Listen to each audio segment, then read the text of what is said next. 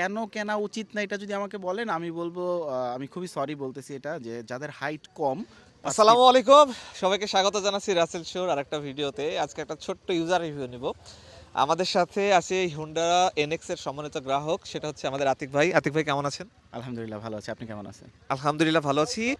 উনি লঞ্চ হওয়ার পরই বাইকটা নিয়েছে অ্যান্ড অলমোস্ট কত হাজার কিলো চালাচ্ছেন? ১,০০০ কিলোর মতো আমি চালিয়েছি এখনো পর্যন্ত, মাত্র ব্রেকিং পিরিয়ড শেষ হয়ে গেছে আর কি। মাশাআল্লাহ। আমি দেখতে পাচ্ছি অনেক কিছু আপনি লাগাইছেন, বিশেষ করে ক্র্যাশ গার্ডটা। এটা কি হুন্ডার অরিজিনাল, মানে হুন্ডার শোরুম থেকে লাগাইছেন না বাইরে থেকে লাগাইছেন? হ্যাঁ, হন্ডার শোরুম থেকে লাগাইছি, হন্ডা অফিসিয়াল ক্র্যাশ গার্ড এটা। আমি আসলে টেস্ট রাইড ইভেন্টে এটা দেখার পর ক্র্যাশ গার্ডটা আমার খুব ভালো লাগছে, এই জন্য আমি আর লোকাল মার্কেটে এটা লাগাইনি, আমি হন্ডা অফিসিয়ালটাই লাগাইছি এবং এটা প্রাইসটাও খুব রিজনেবল, এই জন্য এটা আমার পছন্দের তালিকায় ছিল। কত প্রাইস? এইটার প্রাইস হলো অফিসিয়ালি ২৮০০ টাকা এবং ভ্যাট সহ ৩,০১০ টাকা পরে এটার প্রাইস। আচ্ছা, হুন্ডার এনএক্সে আমরা তো জানি এটা হর্নেটই একটা আপগ্রেড ভার্সন। ইঞ্জিনে এখন পর্যন্ত কোনো ধরনের সমস্যা পেয়েছেন কিনা? না, আমি ইঞ্জিনে এখন পর্যন্ত কোনো প্রবলেম পাই নাই। হর্নেট 2.0 আমার আগের গাড়ি ছিল। এটা থেকে এটাতে শিফট হওয়ার পর এটার ইঞ্জিনটা আমি আরো অনেক স্মুথ পাইছি আরকি। খুবই রিফাইন্ড। 2.0 তে মাঝে মধ্যে গিয়ার ফাঁসতো ১-২ হাজার কিলো পর্যন্ত। বাট এটাতে আমার এখন পর্যন্ত গিয়ার ফাঁসে নাই। সো এটার ইঞ্জিনটা OBD2 দেওয়ার কারণে আমি আরো অনেক স্মুথ পাচ্ছি। Heating issue? না, আমি এখনো পর্যন্ত কোনো হিটিং ইস্যু ফেস করিনি, একদমই না। হর্নেট 2.0 তে আমরা হিটিং ইস্যু ফেস করছিলাম। বাট এটাতে এখনো ফেস করি না। হতে পারে এটা সেটা শীতকালের জন্য হতে পারে। তো যাই হোক, আমি হিটিং ইস্যু টোটালি পাইনি এখনো পর্যন্ত। আচ্ছা, আপনি মাইলেজ কত পাচ্ছেন? এটা তো অলমোস্ট ১,০০০ কিলো চালাইছেন। আপনি কি এখানে যেহেতু মিটারে দেখা যায় যে কত মাইলেজ শো করে? আমি বেসিক্যালি ১,০০০ কিলোর পুরোটাই সিটি রাইড করছি। হ্যাঁ। সো মাইলেজ আমি পাচ্ছি ৩৮-৩৯ এখনো পর্যন্ত। আচ্ছা, আরো কিছু সমস্যার কথা আমরা শুনতে পাচ্ছি। এর ভিতরে হ্যান্ডেলবার বাঁকা বা প্লাস্টিক কোয়ালিটি নিয়ে আপনি একটু কিছু বলতে পারেন এই ব্যাপারে? আমি হ্যান্ডেলবার বাঁকা এরকম কোনো কিছু ফেস করি নাই। বাট আমার যেটা প্রবলেম হয়েছে, আমি হর্নেট 2.0 তে শিফট হওয়ার পরে প্রথমে আমার অবস্থায় হাতের এই তালুতে একটু ব্যথা হয়েছে।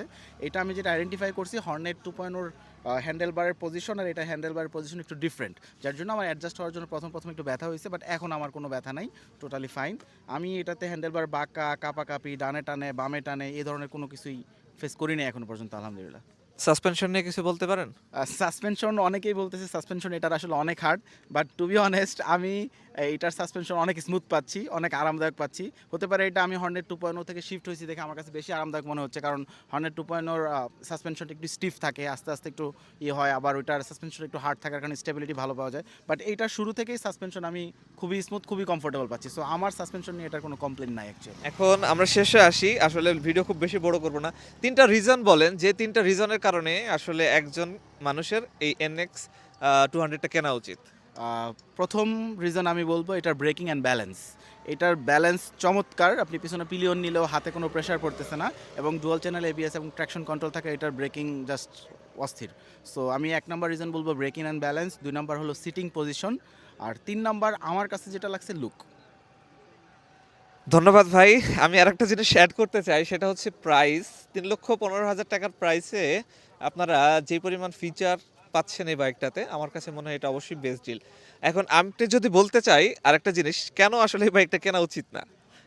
আহ, কেন কেনা উচিত না এটা যদি আমাকে বলেন আমি বলবো আমি খুবই সরি বলতেছি এটা যে যাদের হাইট কম, 5 ফিট 5 ইঞ্চি বা তার চেয়ে একটু কম, তাদের এই বাইকটা কন্ট্রোল করা বা এটা ব্যালেন্স রাখাটা একটু ডিফিকাল্ট হবে। সো তাদেরকে বলবো ভাই আপনারা আগে টেস্ট রাইড দেন, দেখেন, তারপর যদি আপনি ইজিলি চালাতে পারেন তাহলে নেন। তাছাড়া এই বাইকটা না নেওয়ার মতো কোনো কারণ আমি দেখতেছি না। আবার অনেকে ভাবতে পারেন যে সিটি রাইড এটা খুব প্যারা হবে। আমি হর্নেট 2.0 তে যেহেতু ফান টু রাইড, ছোটো গাড়ি, সো খুব মজা করে চালাইতাম। এটা নেওয়ার পর আমার প্রথম 7 দিন ইউজ টু হইতে একটু সময় লাগছে সিটিতে। বাট এটা যে সিটিতে জ্যামে আপনি বসে থাকবেন, অন্য বাইক পাশ দিয়ে চলে যাবে, এটা এমনও কিছু না, রিল্যাক্সে চালানো যায়। সো সিটি রাইডেও এটাতে খুব কোনো প্যারা হয় না, আহ, চালানো যায়। আর আমি পার্সোনালি আমি এই বাইকটাতে শিফট হওয়ার আমার অন্যতম একটা কারণ আছে। সো আমার এজটা যেহেতু রিসেন্টলি 30 ক্রস করছে, সো আমি চাচ্ছিলাম আমার রাইডিং স্টাইল চেঞ্জ করতে, রাফ রাইডার থেকে একটু স্মুথ রাইডার হয়ে যাওয়া, জেন্টল রাইডার হয়ে যাওয়া। সো এই গাড়িটা জেন্টল রাইডারদের জন্য একদম পারফেক্ট আমি বলবো। ধন্যবাদ আতিক ভাই। আর কিছু বলতে চান? না, আমি আর কিছু বলতে চাই না, বাট হন্ডার কাছে, বাংলাদেশ হন্ডা প্রাইভেট লিমিটেড কাছে আমার একটা রিকোয়েস্ট আছে, আপনার মাধ্যমে এটা আমি তুলে ধরছি। এই গাড়িটা আমরা যেহেতু জানি পার্শ্ববর্তী দেশে লঞ্চ হওয়া একদম লেটেস্ট আপডেটেড মডেলটাই আসছে, বাট পার্শ্ববর্তী দেশে এটার ব্লুটুথ কানেক্টিভিটি ফিচার ছিল, হন্ডা রোড সেন্স অ্যাপটা ইউজ করা যাইতো, যেটা একটা অ্যাডভেঞ্চার বাইকের জন্য খুবই প্রয়োজনীয়, অত্যন্ত প্রয়োজনীয়। But Bangladesh Honda private limited এইটা এই গাড়িতে দিতে পারে নাই, হয়তো বা কোনো অ্যাপ্রুভাল ইস্যু থাকতে পারে বা কস্ট কাটিং বা কী হয় আমি অ্যাকচুয়ালি জানি না। বাট আমি আপনার মাধ্যমে বাংলাদেশ হন্ডা প্রাইভেট লিমিটেডের কাছে রিকোয়েস্ট করছি যত দ্রুত সম্ভব এই গাড়িটাতে সফটওয়্যার আপডেটের মাধ্যমে যেন ব্লুটুথ কানেক্টিভিটিটা দেওয়া হয়। এটা আমরা NX200 ইউজার যারা আছে সবার দাবি, এই গাড়িটাতে আমরা ব্লুটুথ কানেক্টিভিটি চাই। ধন্যবাদ ভাই। আপনারা যারা ভিডিওটা দেখলেন সবাইকে অসংখ্য ধন্যবাদ। এটা ছিল একটা অরিজিনাল রিভিউ, মানে অরিজিনাল ইউজারের কাছ থেকে একটা অরিজিনাল রিভিউ। আশা করছি ভিডিওটা ভালো লাগছে। টিল দেন দেখা হচ্ছে নতুন কোনো ভিডিওতে। আল্লাহ হাফেজ।